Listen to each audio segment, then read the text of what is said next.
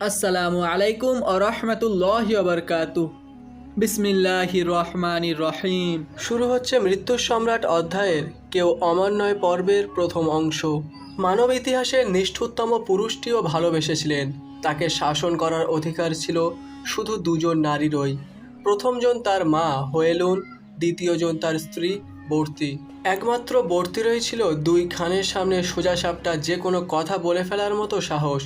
তাই মধ্য এশিয়া অভিযানের আগে তিনি খানকে মনে করিয়ে দিয়েছিলেন, খানের এখন বয়স হয়েছে, তার উচিত নিজের উত্তরাধিকারী ঠিক করে দেওয়া, নয়তো তার মৃত্যুর পর ব্যাপারটা নিয়ে ভয়াবহ রক্তপাতের সূচনা হতে পারে।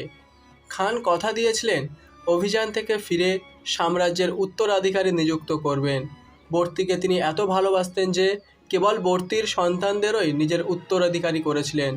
বর্তির চার ছেলে জচি খান, চাগাতাই খান, ওগেদেই খান আর তলুই খান 1223 সালের বসন্তে এক বিশাল কুরুলতায় ডেকে খান নিজের উত্তরাধিকারী ঘোষণা করলেন। কিন্তু এই চারজনের ভেতরে খাকান কে হবে তা নিয়ে বহু আগে থেকেই শুরু হয়েছিল বিরোধ। বড় ছেলে জচি খান নিঃসন্দেহে ছিলেন সবচেয়ে যোগ্য। দেখতে বাবার মতোই লম্বা চওড়া, ভারী আর মজবুত দেহ, দুরন্ত ঘোড়সওয়ার, নিখুঁত তীরন্দাজ, যোদ্ধা হিসাবে ছিলেন অপ্রতিরোধ্য। তার রাজনৈতিক প্রজ্ঞাও ছিল দেখার মতো। শাসক হিসেবে তিনি যেখানেই গেছেন সেখানেই তাই জনপ্রিয়তা অর্জন করেছেন। কিন্তু এটাই তার বাবার ঈর্ষার কারণ হয়ে দাঁড়িয়েছিল। জোচির এত সব গুণের ভিতর অ্যাকিলিস হিল হয়েছিল এক দুর্বলতা, যা নিয়ে সারা জীবন তাকে মঙ্গলদের খোঁটা শুনতে হয়েছে। তার মা বর্তিকে একবার মেরকিত গোত্রের লোকেরা অপহরণ করে। 8 মাস পর যখন চেঙ্গিজ খান ফিরিয়ে নিয়ে আসে তাকে, বর্তি তখন সন্তান সম্ভবা। মাস খানেকের মধ্যেই জন্ম হয় জোচির। তাই তার বাবা আসলে চেঙ্গিজ খান কিনা এ নিয়ে মঙ্গলদের ভেতর তখন তীব্র বাদানুবাদের সৃষ্টি হয়। জোচির পিতৃ পরিচয় নিয়ে চেঙ্গিজ খানের মনেও তখন সন্দেহ ছিল। কিন্তু যদি তিনি জোচিকে অস্বীকার করতেন তবে মঙ্গল প্রথা অনুযায়ী বর্তিকেও অস্বীকার করতে হতো, আর খানের জন্য তা ছিল অসম্ভব।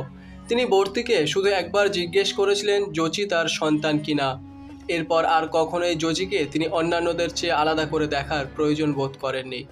জোচি বড় হয়েছে খানের বড় ছেলের উপযুক্ত সম্মান নিয়েই, কিন্তু তার পিতৃ পরিচয় নিয়ে একটা কানাঘুষা সব সময় ছিল, আর এটাকে সবচেয়ে ভালোভাবে কাজে লাগান তার ওই ছোট ভাই চাগাতাই খান। চাগাতাই ছিলেন রগচটা, মদ্যপ কিন্তু শক্তিশালী যোদ্ধা। রাজনৈতিক জ্ঞানের দিক থেকে তিনি জোচির চেয়ে পিছিয়ে ছিলেন, কিন্তু তিনি শতভাগ কাজে লাগিয়েছিলেন জোচির দুর্বলতাকে। কুরুলতাইয়ের আগে তিনি সফলভাবে মঙ্গলদের ভেতর জোচির পিতৃ পরিচয় নিয়ে ওঠা গুজবটাকে ছড়িয়ে দিতে সক্ষম হন, যা চেঙ্গিজ খানের কপালেও দুশ্চিন্তার ছাপ ফেলে দেয়। খান ভালো করেই জানতেন মেজ ছেলে চাগাতাইয়ের ক্ষমতা কত দূর। তার রাজনৈতিক ক্ষমতার চেয়ে জোচির বিরোধিতা করার ক্ষমতাই বেশি, কিন্তু খানের জোচির উপর আস্থা ছিল না।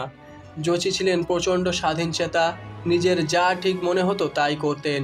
অনেক সময় তিনি খানের আদেশ মানতেন না। তার বিপুল জনপ্রিয়তা এবং সর্বোপরি বর্তির কারণে খান জোচিকে কিছুই বলেননি, এমনকি জোচির বিরুদ্ধে তাকে হত্যার ষড়যন্ত্রে লিপ্ত থাকার অভিযোগের পরেও। কিন্তু তিনি জোচিকে কৌশলে সরিয়ে দিয়েছিলেন ক্ষমতার কেন্দ্র থেকে। তাকে দেওয়া হয়েছিল বিশাল মঙ্গল সাম্রাজ্যের সবচেয়ে উত্তর পশ্চিমে থাকা কিপচাক স্তেপের শাসনভার। সেখান থেকে রাজধানী কারাকোরামে ফিরতে সময় লাগে প্রায় 1 বছর। খান নিজের বিচার বুদ্ধিকে ব্যবহার করলেন আবার, যার উপর চিরকাল তিনি ভরসা রেখেছেন, যা তাকে প্রতি যুদ্ধের আগে শত্রুর উদ্দেশ্য নির্ভুলভাবে অনুমান করে নিতে সাহায্য করেছে।